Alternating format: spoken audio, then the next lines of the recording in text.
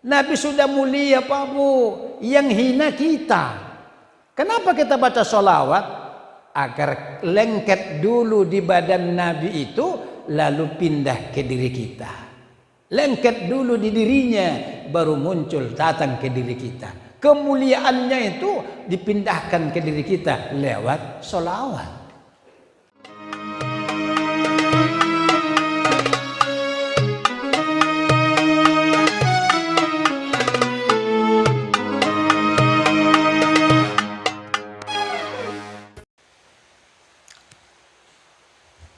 Assalamualaikum warahmatullahi wabarakatuh. Bismillahirrahmanirrahim. Alhamdulillahi rabbil alamin. Wa bihi nasta'in ala umuri dunya waddin. Ashhadu an la ilaha illallah wahdahu la syarika lah. Wa ashhadu anna Muhammadan abduhu wa rasuluhu la nabiyya ba'dah. Allahumma salli ala Sayyidina Muhammad wa ala alihi wa ashabihi ajma'in, amma ba'du. Pertama, puji syukur kita ucapkan kehadirat Allah Subhanahu wa ta'ala pada hari ini, hari yang sangat penuh nikmat. Mulai tadi malam dihujani oleh Allah kita agar jangan panas kehidupan ini. Semoga hujan yang datang ini dapat membawakan rahmat buat kita semua. Salawat dan salam kita hadiahkan kepada ruh Nabi Muhammad sallallahu alaihi wasallam. Mudah-mudahan kita semua mendapat syafaatnya di hari kiamat. Amin ya rabbal alamin. Bapak dan Ibu hadirin hadirat yang dirahmati Allah yang saya hormati. Di dalam hidup ini ada sehat, ada sakit. Ada sehat, ada sakit. Ada orang sakit hati. Kan ada itu Pak ya, sakit hatiku nengok kau kata. Sakit hati.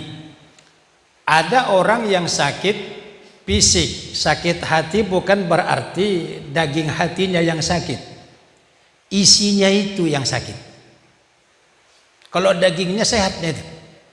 Tapi yang di dalam dagingnya itu, qalbun itu yang bolak-balik itu yang sakit. Ada yang sakit hati, ada yang sakit fisik. Ada yang sakit masyarakat, kan gitu kan Pak ya. Ada sakit masyarakat. Masyarakat kita sakit. Ini kita coba dulu membicarakan apa-apa saja penyakit masyarakat itu. Karena sekarang ini kehidupan manusia hampir sakarat Pak. Kenapa? Karena udah kronis sakitnya. Apa penyakit masyarakat itu? Yang pertama, sakit masyarakat mementingkan diri sendiri. Ini sakit masyarakat ini Pak. Mementingkan diri sendiri. Tak ada kau, yang ada aku. Biar aku saja yang hidup, kau mati tidak masalah. Itulah kehidupan masyarakat. Ini boleh, salah, ini penyakit. Allah Subhanahu wa ta'ala menciptakan manusia itu dalam bentuk yang sama, bahan yang sama, tujuannya sama. Apa tujuannya? Liya'budun, untuk menyembah Allah. Diciptakan manusia dari mana? Dari mimma'im mahin, dari air yang hina. Kan gitu kan Pak? Tujuan sama. Allah menciptakan manusia yang tujuannya sama. Jadi jangan kita berpikir, oh yang penting aku hidup, aku bahagia, kau melarat, yang penting jangan terganggu keluargaku. Ini mementingkan diri sendiri, tantang. Nah boleh itu Pak. Hidup ini namanya sifat gotong royong, ta'awun, saling tolong menolong, bukan mementingkan diri sendiri.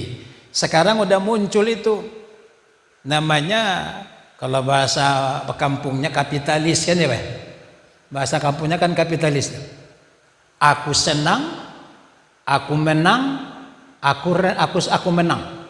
Aku senang, aku menang, aku kenyang. Ada 3 motonya itu, Pak. Itu hukum kapitalis. Makanya ada orang jualan di depan masyarakat kita. Oh, ada orang berusaha supaya mati jualan kita itu. Kenapa? Karena dia mau jualan. Ini hebatnya. Ego, ananiah, sifat kesombongan itu. Yang penting aku senang, orang lain susah tidak masalah. Penyakit itu Pak Bu, udah muncul hari ini. Udah muncul itu penyakit-penyakit begituan. Tolong dihindari itu. Yang penting kita senang. Kalau orang lain mampus biar aja. La ilaha illallah. Tapi dia berkata, aku umatnya Nabi Muhammad. Umat Nabi Muhammad. Rasul itu tidak begitu sifatnya. Rasul itu kaya. Istrinya Ummul Mukminin Khadijah al-Kubra 2/3 Arab itu dia punya. Sombongkah mereka? Tidak. Mementingkan diri sendirikah mereka? Tidak. Ini kan contoh. Laqad kana lakum fi Rasulillahi uswatun hasanah. Contoh teladan yang baik di diri Nabi itu. 2/3 kota Arabia itu milik Khadijah. Harta Khadijah itu 2/3 Arab itu miliknya. Tapi bagaimanakah dia? Karena memang ingin saling tolong menolong, tidak mementingkan diri sendiri. Pada waktu dia mau meninggal dunia, dia berkata kepada Fatimah, anakku Fatimah, tolong kasih tahu kepada ayahmu, nanti kalau aku mau meninggal dunia, diberikannya dulu serbannya untuk menjadi kain kafanku. Enggak ada kain kafan. Kain kapan saja Bu Pak, enggak ada. Tapi harta 2/3 Makkah Arab itu dia punya. Mau meninggal beliau enggak ada kain kapan. Masya Allah, Masya Allah. Tolong mintakan, kata Fatimah, ayahlah yang minta. Mama lah yang minta, kata Khadijah, aku malu meminta itu kepada mama ayahmu. Masya Allah. Akhirnya Khadijah itu kalau ada duit ibu bapak, tolong berikan dulu, belikan bukunya itu. Ada buku Khadijah, istri-istri Nabi, supaya tahu bagaimana istri Nabi itu. Khadijah itu luar biasa itu. Pantas Nabi Muhammad tidak pernah menikah kepada siapapun sebelum meninggalnya Khadijah. Sampai-sampai kata Khadijah, udah harta enggak ada. Fatimah itu telah meminum darah Khadijah. Kenapa? Pada waktu kecil Fatimah disusukan oleh Khadijah. Tiba-tiba pulang Nabi dari berdakwah malam-malam, dia tengok Khadijah sedang menyusukan Fatimah. Fatimah tertidur tapi mulutnya penuh dengan darah. Langsung diambil Rasul Fatimah. Kenapa? Karena yang disusunya dari emaknya bukan lagi air susu tapi darah. Khadijah. Sombongkah dia? Tidak. Sampai-sampai kata beliau kepada Nabi, disitulah Rasul menangis. Ya Rasulullah, apa lagi yang bisa ku berikan untuk perjuangan kita ini? Semua harta telah habis. Satu lagi yang kuharapkan kepadamu ya Rasulullah, kalau seandainya aku telah meninggal dunia, tiba-tiba ada perlu titi untuk bisa kau berjalan berdakwah, ambil tulang-tulang rusuk, tulang-tulang badanku, jadikan menjadi jembatanmu untuk bisa kau berdakwah ya Rasulullah. Menangis Nabi. Itulah Khadijah itu. Jadi makanya Bapak dan Ibu, jangan kita pakai hukum orang-orang yang salah. Ini kita selalu melihat diri kita yang paling hebat. Orang lain tidak pernah hebat. Hidup ini hebat sesuai dengan porsi masing-masing. Kan gitu kan Pak? Hebat, saya hebat tapi di bidang saya. Si A hebat pada bidangnya. Semua hebat pada bidangnya. Tidak ada orang yang lemah. Semua orang lemah dan semua orang hebat. lemah pada sesuatu, tapi hebat pada sesuatu. Semua begitu. Suatu hari ada tikus berjalan-jalan, jalan-jalan tikus. Tiba-tiba datang harimau, terpijaknya lah tikus tadi. Kata tikus, "Tuan harimau, tolong angkat kakimu, tidak bisa aku berjalan, nanti matilah aku, bobot badanmu sangat berat." Kata si harimau, siapa kau rupanya? Kau kan orang kecil, apa gunanya sama aku kau? Mana ada gunanya kau sama aku? Badanmu kecil, tak ada yang bisa kau kerjakan apa-apa, mampus kau di situ. Itulah bahasa kasarnya. Kata si tikus, "Pak Raja, Tuan Raja, tolong angkat kakimu, aku minta tolong, aku masih kepingin hidup." Mau hidup mau tidak suka-suka aku, di hutan ini aku raja. Memang betul kaulah raja di hutan ini, tapi tolonglah berikan kehidupanku, kata si tikus. Akhirnya si harimau tadi dalam keadaan kesal diangkat kakinya, lepaslah tikus. Tiba-tiba jatuh dahan kayu yang masak, kelapak. Terkejut harimaunya apa? Terkejut melompat dia pas ke jaring. Ada jaring orang yang menjaring harimau apa? Kan gitu, kayak ayunan itu, ayunan jaringan gitu ya, ayunan jaringan. Lompat pas masuk ke situ. Kakinya nggak sampai ke tanah, tergantung kakinya. Tiba-tiba tadi baru dia berkata, "Aku raja hutan," kan gitu kan, Pak. "Kau siapa? Kau orang kecil." Lalu si tikus belum jauh, dia dengarkan, tolong, siapa yang bisa menolongku? Nanti datang yang punya jaring ini, aku mampus dibuatnya, tolong." Si tikus tadi datang lagi balik, "Tuan harimau yang kami hormati, yang kami sanjung, yang kami hormat, muliakan, kok bisa minta tolong Tuan harimau? Ini kan kerajaan Tuan. Tolong, aku tidak bisa lewat dari sini, tolong." Apa kata si tikus? "Wahai harimau, tadi kau berkata kau raja di hutan ini. Kau berkata kau paling hebat di hutan ini. Sekarang kenapa kau minta tolong?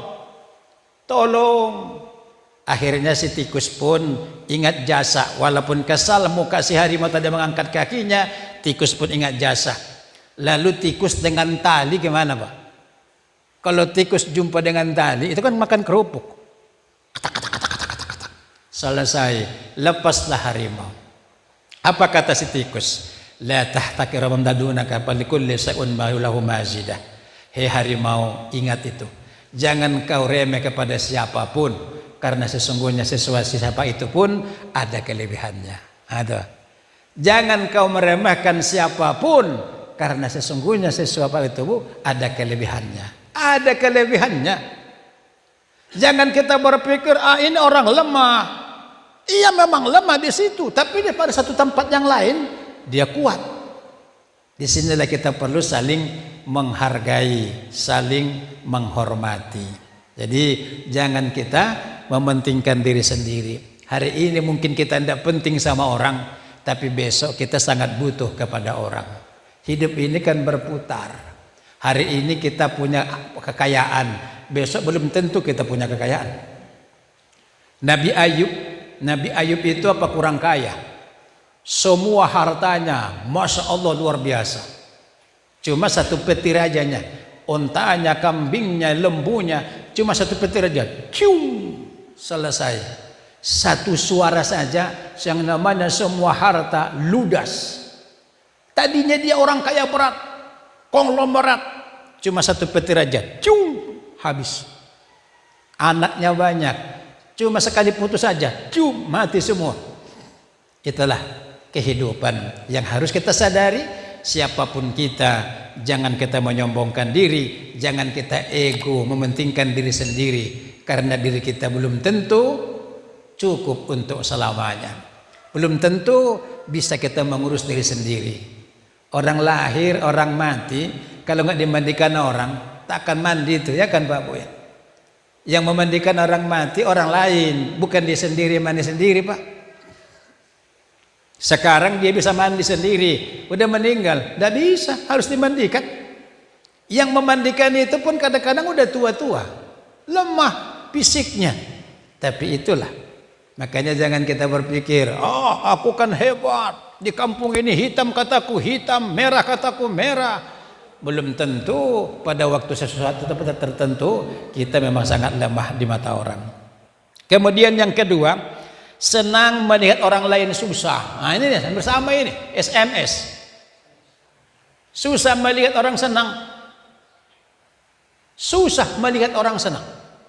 La ilaha illallah. Kalau senang seseorang itu kan enak kita. Karena hidup ini Pak Bu, orang yang hina dijumpakan dengan orang mulia, orang hina bisa berikut jadi orang mulia. Kok bisa begituan? Iya. Coba kita lihat. Al-Quran mulia apa enggak? Mulia. Kalam Allah. Kulit kambing mulia apa tidak? Di pandangan mata kita hina. Maukah kita mencium kulit kambing? Oi, mana mau? Untuk apa mencium-cium kulit kambing? Enak aja. Apa rupanya kehebatan kulit kambing? Oke. Kulit kambing kalau dibuat sampul Quran, ada orang mau ciumnya? Banyak.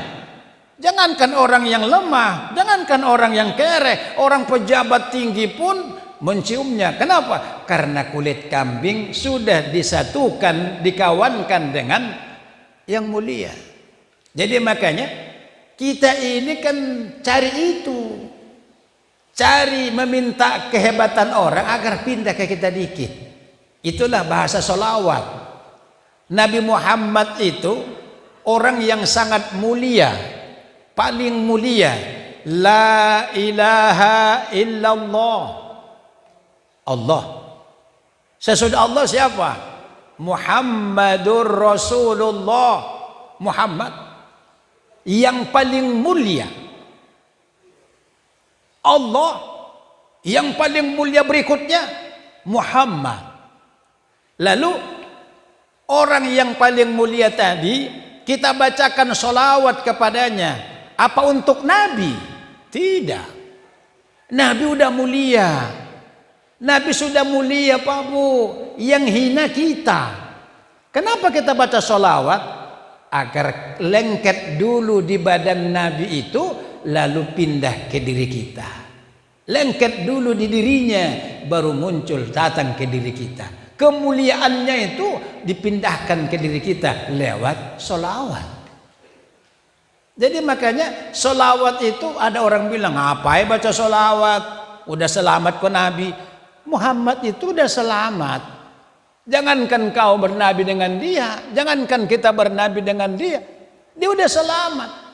Kita yang belum selamat, bagaimana supaya dia, apa keselamatannya itu muncul ke kita sedikit keselamatannya. Itulah pentingnya kita bersolawat tadi.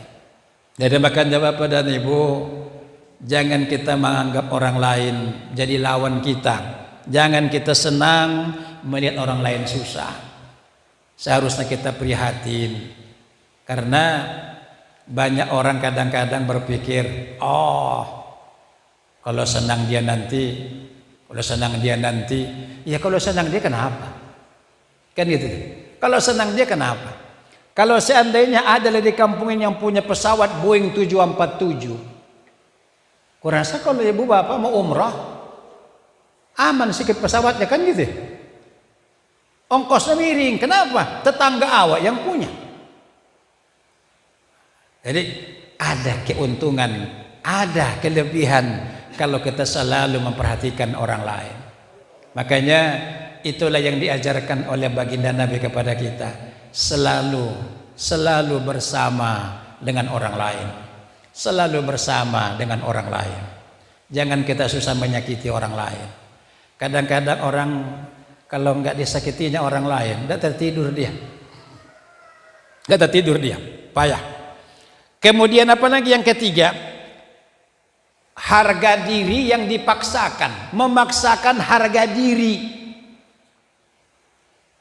Sudah kehidupan susah, lalu kredit mobil, kan gitu kan Pak ya? Kredit mobil, kredit kereta. Masya Allah. Itu kan memaksakan harga diri. Supaya dibilang orang kita orang hebat. Supaya dibilang orang kita begini. Akhirnya hidupnya nggak pernah nyaman siang dan malam. Kenapa? Hanya untuk mendapatkan pujian dari orang. Waduh, mobil baru nih, kereta baru nih, kan gitu kan? Hanya untuk mendapatkan itu saja, harga diri yang dipaksakan, tapi dia nggak pernah nyaman dalam hidupnya.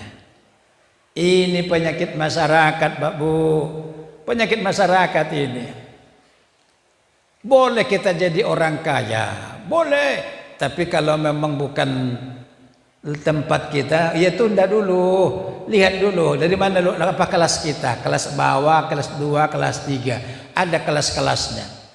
Hidup ini diatur Tuhan. Jangan memaksakan harga diri. Banyak orang memaksakan harga diri. Tidak usah dipaksakan, Pak, karena memaksakan diri bukan diri kita sendiri, payah itu. Di agama kita, jadilah dirimu sendiri, jangan pinjam diri orang lain menjadi dirimu. Susah itu, Pak. Orang lain dipindahkan ke diri kita, payah itu.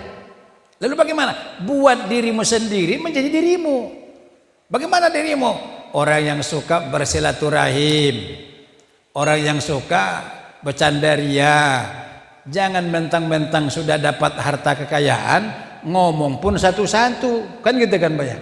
Diatur, susah itu. Udah biasa saja, jalannya hidup ini dengan apa adanya, tenang aja.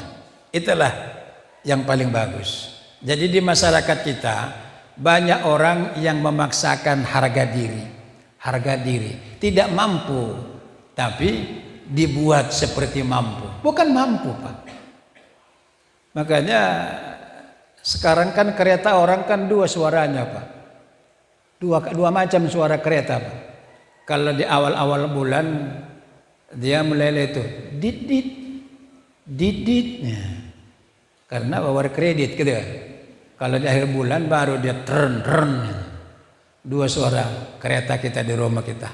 Awalnya dit. Karena bawa kredit. Boleh, tapi jangan memaksakan diri. Memaksa itu sakit, memaksa itu berat. Lalu bagaimana? Jalani saja hidup ini. Allah udah kerja, udah buat kok semua jalannya. Cuma kita sendiri yang perlu memanagenya dengan baik. Jadi makanya Bapak dan Ibu, yang ketiga, penyakit masyarakat itu membuat orang memaksakan harga diri. Memaksakan harga diri. Bajunya, iya kalau mampu tidak masalah. Disuruh kita memang banyak cantik-cantik.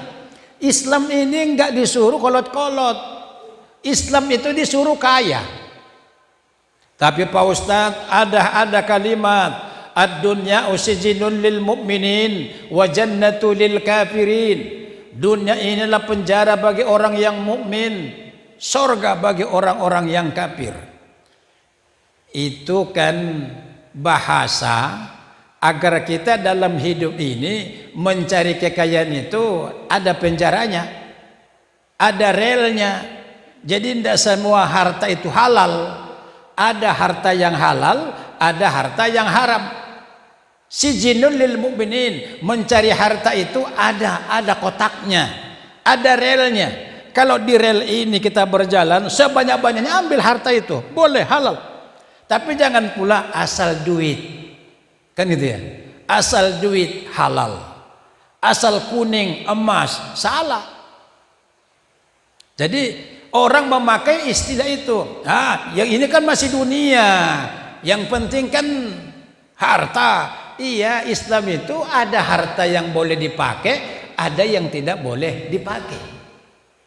Lalu kalau yang boleh dipakai, ambil banyak-banyak, ambil banyak-banyak. Disuruh mengambil banyak-banyak. Islam tidak boleh miskin, harus kaya. Kok begitu, Ustaz? Iya, karena Islam menganjurkan naik haji, menganjurkan bayar zakat, menganjurkan bersedekah, menganjurkan tolong menolong, harus kaya. Cuma dalam mencari kaya itu ada relnya, ada penjaranya, ada kotak-kotaknya. Jadi jangan kita berpikir Islam ini tidak boleh kaya. Salah. Jadi makanya Bapak dan Ibu, ini penyakit masyarakat. Ayo kita mulai saling bahu-membahu. Jangan kita memaksakan kehendak padahal kita tidak mampu untuk melaksanakan. Kemudian apa lagi? Yang keempat, kurang ikhlas dalam ibadah. Kita kurang ikhlas beribadah, Pak Bu. Contohnya apa? Kalau ada orang kemalangan, Bapak Ibu lihat itu. Kalau ada orang kemalangan, kan baru muncul itu beberapa tahun yang lalu, papan bunga. Saya tidak menyalahkan orang jual papan bunga, tidak. Papan bunga. Turut berduka cita atas meninggalnya si Anu. Ini orang meninggal, Pak Bu. Alangkah bagusnya duit papan bunga itu kasihkan kepada ahli musibah. Bisa digunakannya setelah 3 hari 3 malam bertakziah, ada modal dia untuk buat usaha. Tapi tidak laku itu. Tidak laku itu, Pak. Tidak laku. Harus dari keluarga Anu. Kan gitu kan, Pak. 1 unit sekarang 250, Pak. Kadang-kadang ada yang lebar lagi. 3 unit 1 juta. Kalau seandainya 50 papan bunga kali 500, 500.000 kali 50 berapa itu, Pak? 25 juta. 25 juta dikasihkan kepada ahli musibah. Apa anda bisa nolong dia untuk modal usaha? Tapi tidak laku. Kenapa? Kurang ikhlas beribadah. Enggak nampak orang. Enggak nampak orang. Pesta pernikahan. Kan itu kan baik. Bawa papan bunga. Selamat berbahagia atas pernikahan Pulan dengan Pulan dari keluarga Ya Allah, ya Tuhanku. Datang dia ke pesta itu. Ya udah, selamat. Pulang dia, Pak. Itu aja. Seharusnya biaya papan bunga itu kasihkan kepada pengantinnya. Selesai pengantin itu dipestakan, ada modalnya, Pak. Ada modal dia untuk mau usaha, mau buat tempat tinggal. Tapi tidak laku itu, karena nggak nampak orang. Di syuting lo pula. Ya Allah. Saya tidak menyalahkan itu. Cuma kurang keikhlasannya, kan gitu kan, Pak ya. Kurang keikhlasannya. Kalau nggak nampak orang, rasanya nggak ada pujian. Memang ngapain dipuji-puji? Tidak perlu dipuji-puji, cukup Allah yang memuji. Karena dipuji manusia pun seluruh dunia memuji kita. Kalau Allah menghina kita, pasti hina. Pasti hina. Kalau Allah mau memuji, seluruh dunia muji. Kalau pujian itu. Coba lihat, Ustadz kita Abdul Somad, dipuji Tuhan. Dipuji Tuhan. Lalu apa? Seluruh dunia muji dia. Jadi makanya Bapak dan Ibu, ikhlas lazalah. Ikhlas. Karena ikhlas itu yang dapat berguna buat kita sendiri. Ini kita tidak selalu, ya Allah ya Tuhanku. Ada orang membantu orang anak yatim, nyumbang anak yatim. Dimasukkan lagi kewas media, Pak. Alhamdulillah kami sudah berhasil melaksanakan mengundang anak yatim sebanyak 50 orang dengan santunan Rp5.000 satu orang.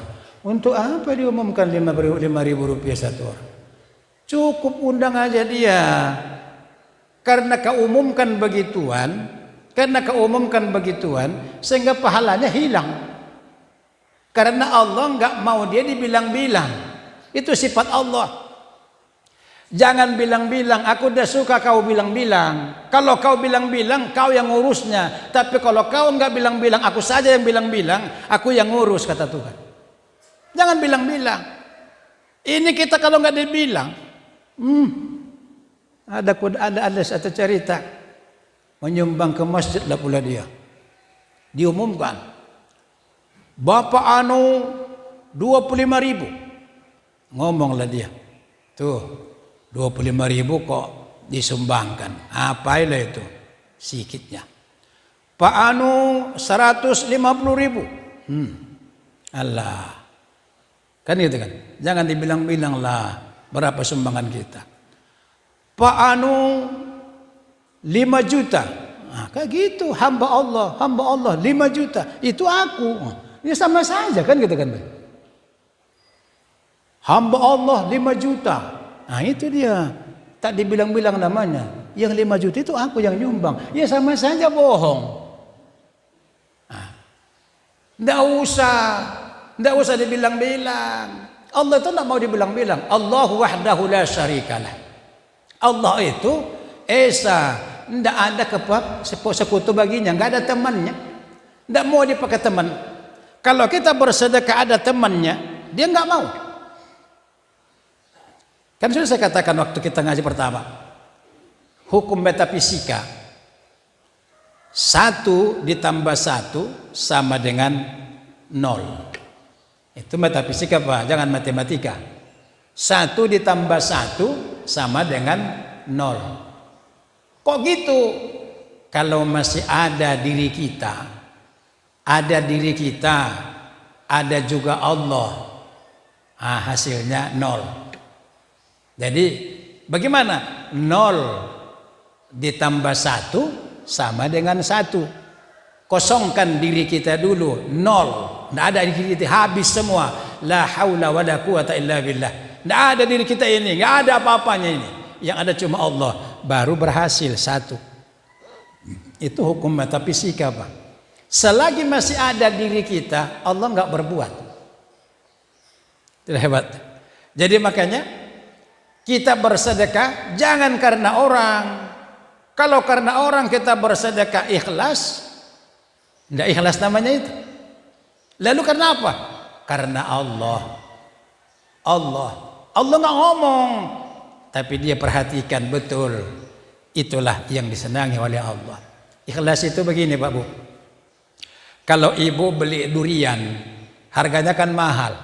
1 durian itu 50.000. Dibawa ke rumah, dimakan. Besoknya bijinya, kulitnya kan dibuang Pak. Yang dibeli yang 50.000 itu kan ikut kulitnya sama bijinya. Tapi kan marahkah kita membuang kulit bijinya itu? Enggak. Tidak ada apa-apa di hati kita, pokoknya buang. Ikhlas kok, tenang, biasa. Itulah contoh ikhlas. Jadi kalau masih ada, ya Allah 50.000, beginilah pula duriannya.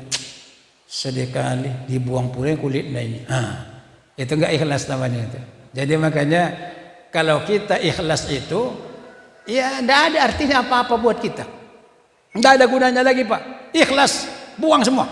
Itu dia, ikhlas. Jadi makanya kurang ikhlas dalam beribadah. Yang kelima, membiarkan kejahatan merajalela.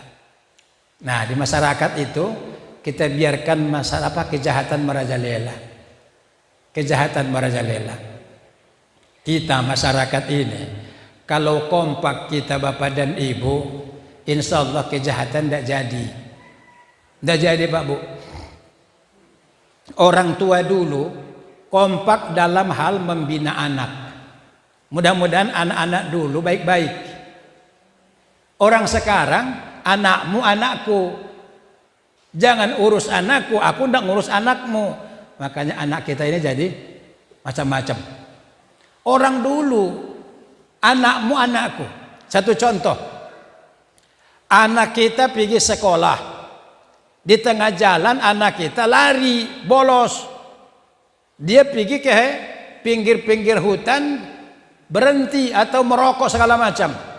Ada yang datang dari kampungnya, lewat aja kampung orang itu, lewat aja dia.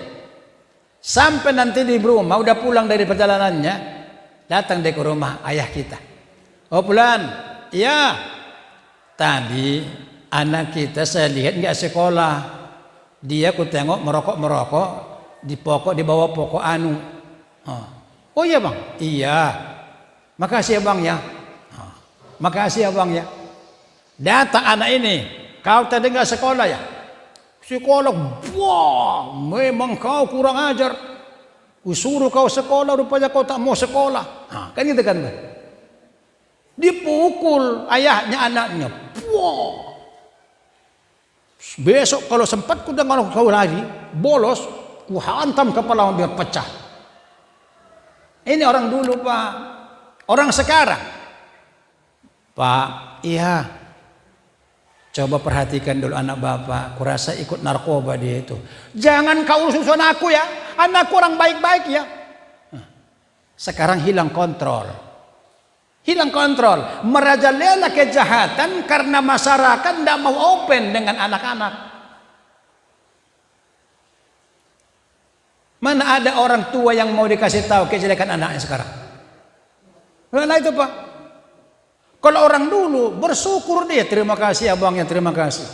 Makanya orang-orang tua dulu baik-baik dibandingkan orang sekarang.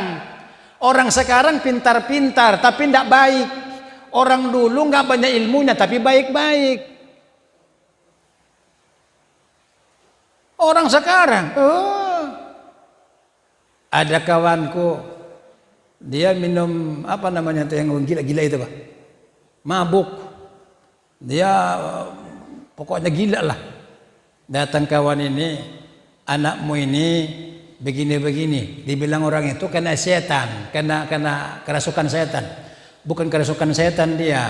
Anakmu ini meminum sesuatu yang tidak dibolehkan itu. Jangan kau urus anakku ya. Jangan kau jadikan keluargaku ya. Memang kau dasar datang kemari menjadikan keluargaku. Ya mana siapa lagi yang mau mengontrol anaknya lagi? Setelah tahu, sudah sadar anak itu ditanya, kenapa kau begini? Aku minum makanan narkoba. Nggak narkoba juga. Tapi orang udah dimarah-marahinya.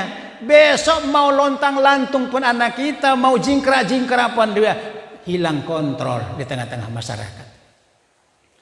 Inilah penyakit yang muncul hari ini. Ini yang muncul. Makanya rusak bangsa ini, rusak rakyat ini, rusak masyarakat ini karena memang kita hilangkan kontrolnya. Hilang kontrolnya. Jadi makanya Bapak Ibu, kalau ada orang yang datang memberikan menyalahkan anak kita, mengatakan menceritakan cerita anak kita yang salah, jangan marahi dia. Berterima kasihlah sama dia. Kenapa dia mau mengatakan begituan? Karena dia merasa itu anak dia sendiri. Janganlah sempat pula salah melangkah untuk masa akan datang. Ini enggak kebanyakan orang tua marah. Sok alim, tidak perlu sok alim. Kalau dibilang orang salah, ya terima aja salah, nasihati baik-baik kan gitu kan. Kalau orang tua dulu ngajar kan pakai rotan. Masih ingat dulu mengaji Al-Quran pakai rotan. Panjang rotannya itu. Agak kita tertunduk-tunduk, ngantuk, toh ke lututnya, baca, alif, ba, ta, kan itu kan. Ada lagi yang ngomong-ngomong, toh, pakai tongkat dulu tuh pakai rotan. Sekarang mana ada lagi? Makanya nggak ada yang mengerti sekarang Pak. Mengaji Quran sekarang ini udah sedikit yang tak mengerti. Pandai tahu hurufnya tapi nggak tahu tajwidnya. Dulu tahu semua. Itu hebatnya orang tua dulu. Jadi jangan kita membiarkan kejahatan merajalela di masyarakat, itu penyakit masyarakat. Kemudian mementingkan kehidupan dunia daripada kehidupan agama. Inilah yang terakhir. Mementingkan kehidupan dunia dari kehidupan agama. Dunia ini aman karena agama. Bukan karena duit. Tapi orang lupa itu. Duit itu adalah sarana untuk bisa jadi enak. Tapi yang menciptakan keamanan itu adalah agama. Tapi orang menjauhkan dari agama. Malah orang berkata, kalau ada duit semua aman. Dari mana? Apa amannya? Irak duitnya banyak. Libya, duitnya banyak. Aman? Tidak aman. Kenapa? Karena agama di sana itu masyarakatnya udah menghilangkan agama. Yang penting kan berduit, ekonomi. Ekonomi penting, tapi agama jauh lebih penting.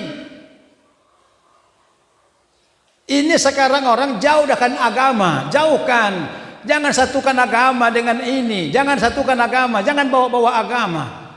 Kalau itulah ceritanya, insya Allah nggak lama akan hancur.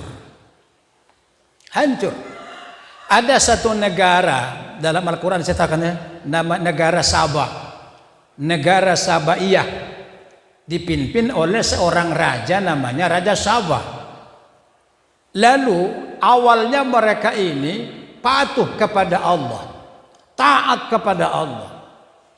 Tapi belakangan karena mereka sudah punya ilmu yang tinggi, membangun gedung-gedung bertingkat, membangun taman-taman yang indah, akhirnya mereka lupa menyembah Tuhan, akhirnya mereka menyembah teknologinya.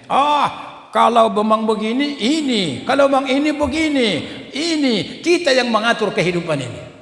Tiba-tiba datangkan Tuhan banjir. Fa'aradu fa'arsalna alaihim sailal arim.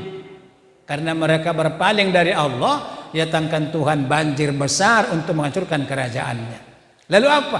Zalika jazainahum bima kafaru, begitulah balasan yang pantas bagi orang-orang yang ingkar. Wa hal nuzazi illal kafura, kami tidak mengajak manusia siapapun kecuali mereka sudah ingkar kepada kami. Jadi makanya Bapak Ibu, jangan jauhkan agama. Jangan jauhkan agama, tanamkan agama. Ekonomi penting, agama jauh lebih penting. Karena agama itulah makanya kita bisa enak duduk di masjid ini. Kalau kita berpegang kepada agama, insya Allah aman, tenang kita. Tapi orang sekarang udah mulai berkata, jangan bawa-bawa agama. Inna lillahi wa inna ilaihi raji'un. Tidak terkecuali yang tua yang muda ngomong begituan. Makanya Bapak Ibu penyakit masyarakat yang harus kita hindari dalam kehidupan kita. Bagaimana obatnya?